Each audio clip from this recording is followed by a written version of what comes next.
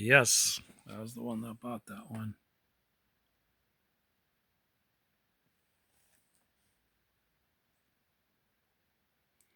I was checking right away to see if it was shortwave also, but it wasn't. I could tell by the numbers, but it had like I think 6 tubes in it. It has these tubes here. This is the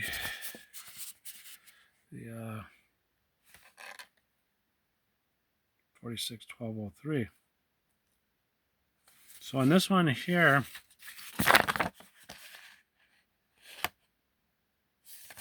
this tube could be a little weak. It's okay. The one that was weak is, the only reason they say good is because I verified.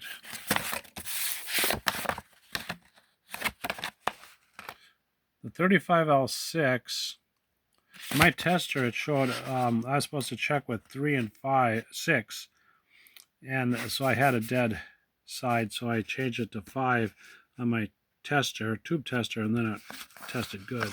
So all the years my dad had that tube tester, never ever tested one of those kind of tubes, not once.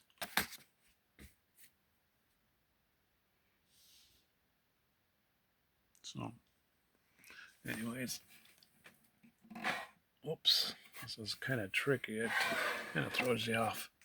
So yeah, it has this flippity flop stuff for, must be for the, I don't know nothing about it. It came like this, which was fine.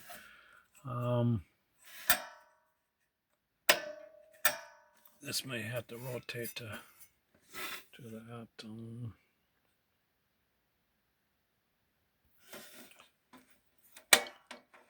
I don't know what these things do.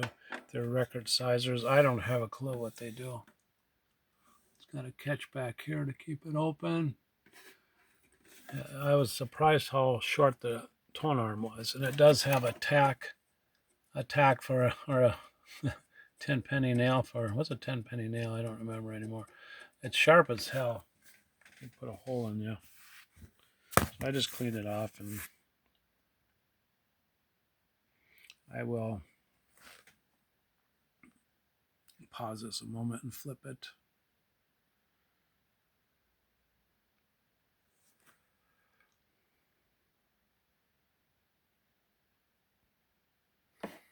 It's a decent sized speaker. It's got to be at least I don't know, 6-inch, 8-inch. It's a decent sized speaker. I've never seen this kind of a system before. I marked it. I figured on pulling those out. I noticed somebody put a extra wire in here. Tone arm wire.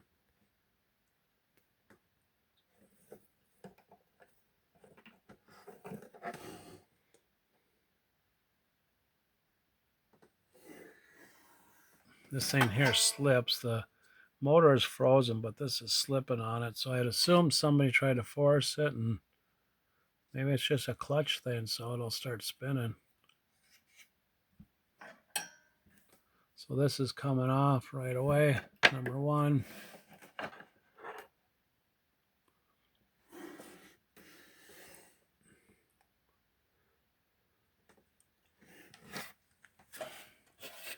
I don't know where those ears were. I think the ears, that's the tone arm.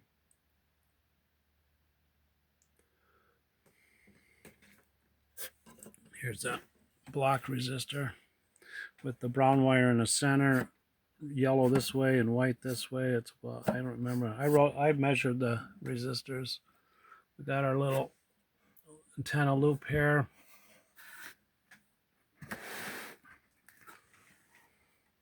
Some numbers there.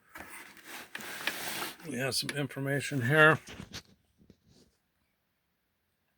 So I think there was I think maybe your blue wire was tied to this. I don't know otherwise what this is for.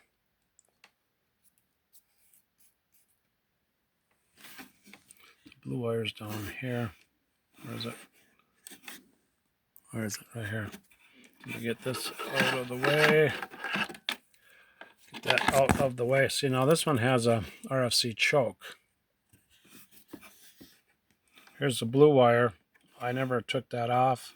This here, somebody burnt this. Where is it? Let me see it from in here. Somebody had that too close and burnt it, so this light bulb's got to go. Can't have these 7-watt light bulbs burning that. Have to get something different. It must be a globe light that it takes, and most people have these kind of light bulbs around, so they replaced it with that. I'm gonna be cutting the wires, so let me put a extension aerial on it.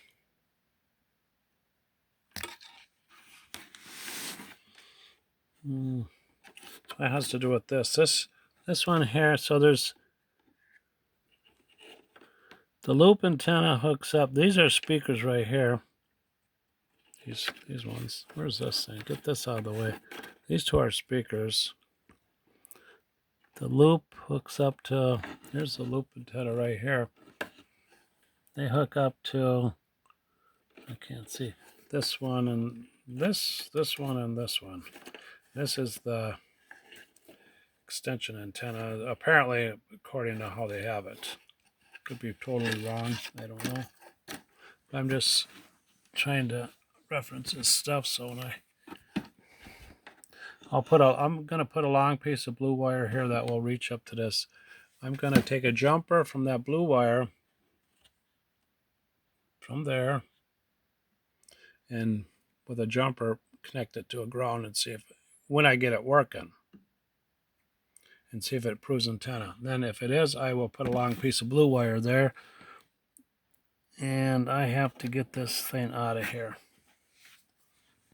So I'll put this thing on pause. Hopefully it will stay on pause long enough for me to pull this off. I have to take this off and these four, and then all I want to do is lay it there and take the bottom piece of wood off of the chassis so I can see how many brown $50 silver certificate bills are in there. That's all I want to see.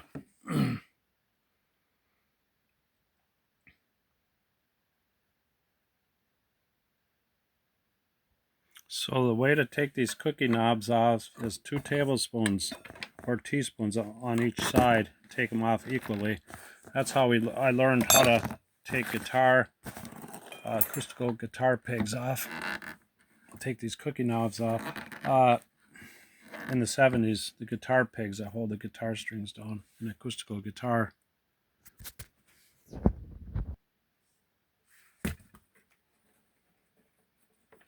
White knight. Oh, get out of my way. Get the heck out of the way. That's going to get snipped off right away.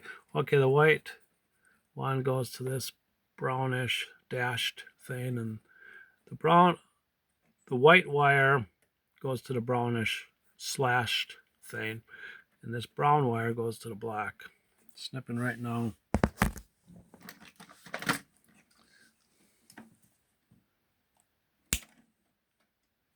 And that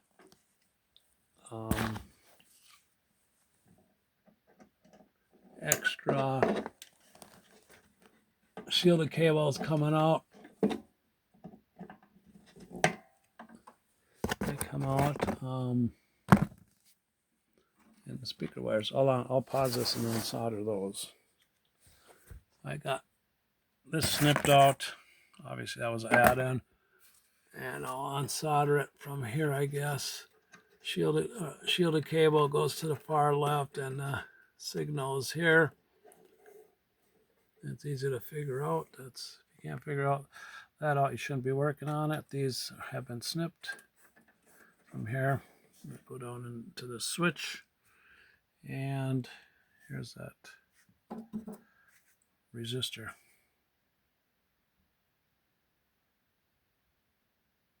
Okay, so I cut this wire here, which goes up to here, wherever, for the turntable ground, which is right here. Cut these. I'll redo them. I desoldered the speaker. That thing's wrapped around for dear life. I think it should come out.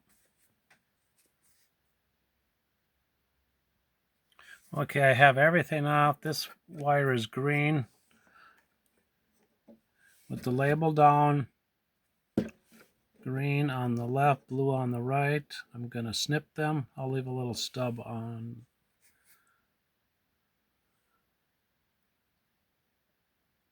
Okay, back on. This is bad news. This stuff is apparently coming off. That shows the channels. That is not good. Maybe that's the part where the light bulb was burning it. Not good. So you're probably going to have to just guess at the channels, which ain't too hard to do. We got 4 channels where I live. That's about it. I'll take the piece of wood off.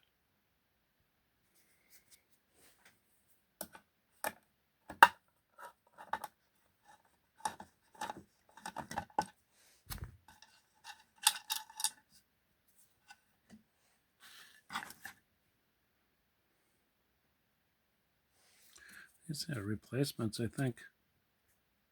They're cool looking.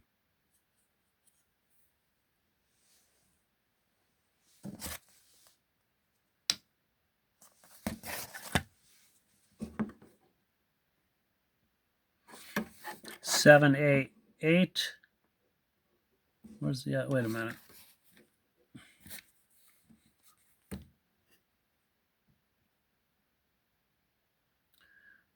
I can't read it. Anyways, we won't worry about it. So this is basically the same as the other one I have. The other one I had, I just bought a chassis for like 30. What did I pay for it? I think I have the price someplace. It's 20 millimeters or 3/4 inch. Something. So I was working on the other capacitor like this, trying to get it out yesterday. Some luck, some not such great luck. These things, I will uncurl them and put the capacitor inside here. Same with that one. These are the Mallory. See,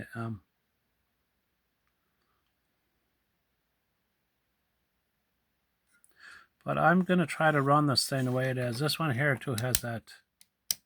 Okay, this one here we're at 12 o'clock. And it only turns, it turns to 11 o'clock. All right, wait a minute. What the hell am I saying, 12 o'clock? Oh, I got to look at the clock this way. Oh, okay, 12 o'clock down to a little below 5 o'clock. This is phono or radio and tuning. So this tuner goes right up to the variable capacitor, and also goes from, I think, the variable capacitor to the indicator, I believe. Choke. They must have decided to get out more hum, ripple. So I know this just goes to here, to here. Which one? This is chassis ground. It must go to this one. I think it actually goes to one over here. This might be a double riveter. No, just one rivet.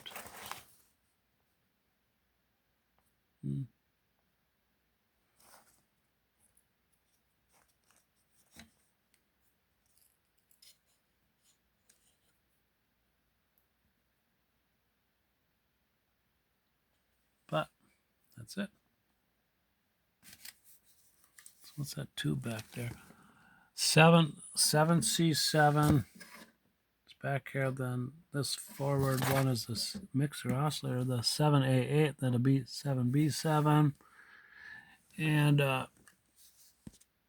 50Y6, a 7C6, and a 35L6, and that 50Y6 is the rectifier.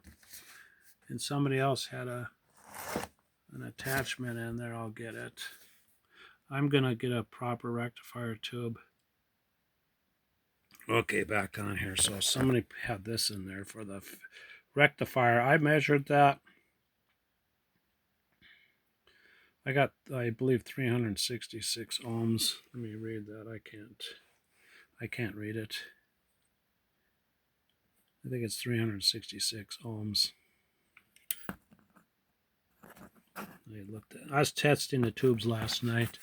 The tubes test good in both units. The 35L6 is sluggish. I put the best ones in here. 35L6, I put the best one in here, and one of these 7s. I put the better one in here. But I'm actually working on the other one, obviously because it was in my possession. I just got this. Today's Monday. I got it on Saturday. So this looks a lot nicer. I'll measure the resistance of this one too. So brown is your center tap of the resistor. It's just one of those long resistors that you find inside a chassis. A 3-pronger. The center one is the brown wire, and the yellow wire is towards this side, and the white wire is towards this side. If I remember that correctly, and I got to check the speaker. I'd assume it's good.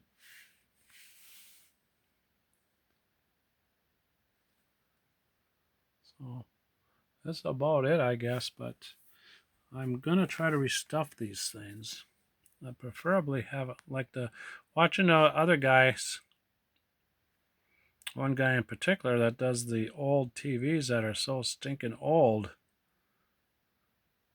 He likes to restuff them sometimes, which is a cool thing to do.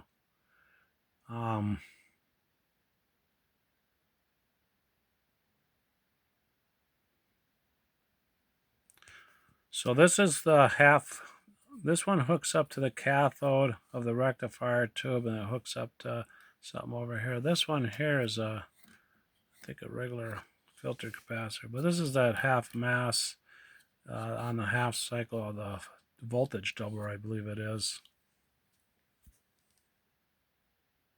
So there's two capacitors here, one here, a mica. I think there's another mica under here. I think there's a mica capacitor under this one also. I think there's a capacitor down below this, so when this is out, that should be replaced, the one under here. That's how I'm doing it on the other chassis, but I'm still putting this chassis back in here. So I think this is going to have a quieter DC power supply. You won't get so much ripple with the giant choke. That's giant. Very small. Inch and a quarter by maybe 2 inches, and the thickness is about there. So this is Orange Beginner's Corner, October 26th, I think. 26th, 27th, October 27th. It's Monday.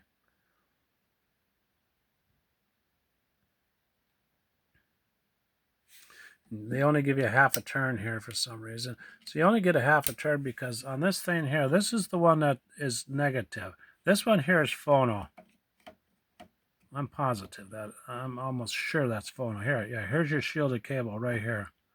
So usually if you turn this down counterclockwise, this would be the bottom side, which would go to your common negative. Not on this thing. This thing here, the tap down here is your common negative. I have to get a schematic on here. I'd like to get one.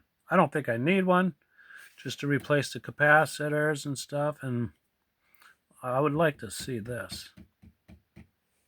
I'd like to see this. Why they wrap that around, and it's just the negative side of this capacitor. Nothing fancy, just, I don't know. And this side here, I think it just goes to your common negative. That's your protective capacitor from the chassis to here. Then this chassis here hooks up to your turntable chassis, which I will add another capacitor. So if you touch this, you got capacitor number 1 and capacitor number 2, so you don't get a shock. This is a 0.2 microfarad, so if you're touching this in a cold water pipe or a concrete floor or something, this thing's going to allow a lot of amperage to come through, more than you would like. So if you get like a 0.0068 here and stuff that inside here, which I wouldn't want to do that because it's labeled as a 0.2. But from here, this wire, I didn't have to cut that apparently. Oh well. It went from here to there eventually. Yeah, I'll just put a capacitor from the shielded cable up here. I will isolate it. I'll put the negative. What I will do, the shielded cable will go to minus, but then I'll have one of these for another secondary negative for the capacitor going to the chassis.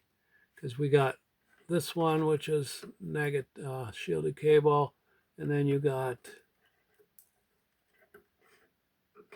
what it is, the black one, the low side of, okay, they got a capacitor in here. Where is it? Where is it? There it is, right there, a capacitor for the input. So if I was to put this is what, a 3-pronger? Well, you can use that one there, that with nothing on it, for the shielded cable and stuff, and I still would be one shy. I could put a 4-pronger on here plus the grounding lug, and then I can have the separation of this chassis a little more. I think that'd be more appropriate, but that's dreaming. I'll do it. I really will. I have a lot of these things that I tore out of stuff. This looks like a one from I was gonna say it looked like the Japanese ones, but it's not. They have like a hook. The Japanese ones do. But this is an interesting speaker. I don't know what the heck. So that used to be the field coil, you know. So instead of getting new speakers, they just welded a ring around there instead of having the field coil in here, and kept using the speakers probably with a permanent magnet of some sort in there. I imagine there's a magnet in there. There's got to be. Let me test it here. Oh, here's the thing. I don't know if I showed that. This is a variable resistor, but I remember those. Here's what they put in there. I can't remember. Yeah, I showed this because it's 366 ohms. And they had didn't care about shorting anything out, nothing. Didn't care. No sleeve on that one. But the funny thing was, all the filaments were good in all the tubes. I was expecting to have a tube wiped out from this being the wrong resistance, too low resistance or something, especially when I saw this. Imagine this case. Oh, this case is, yeah. Yep. Short circuit. If you would have decided to straighten that out and couldn't see what's going on, you can have a short circuit there real easy. So, oh, the reason I saw that was because I'm flipping this around to use this to check for a magnet. There you go.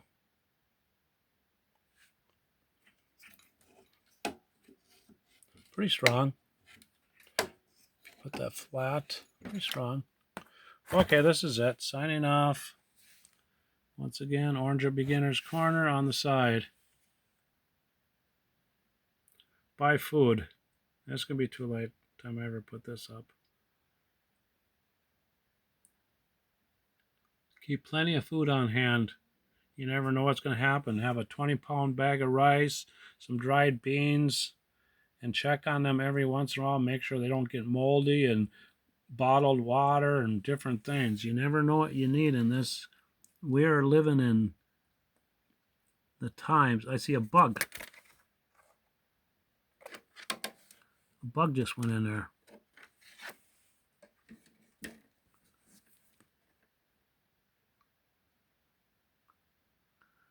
I hope it ain't pregnant.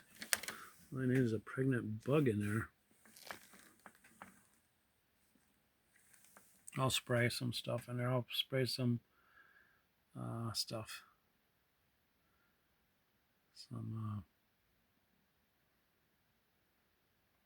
stuff. Air cleaner. Can't say the name. This is it. Signing off. 26 minutes. Where's that bug?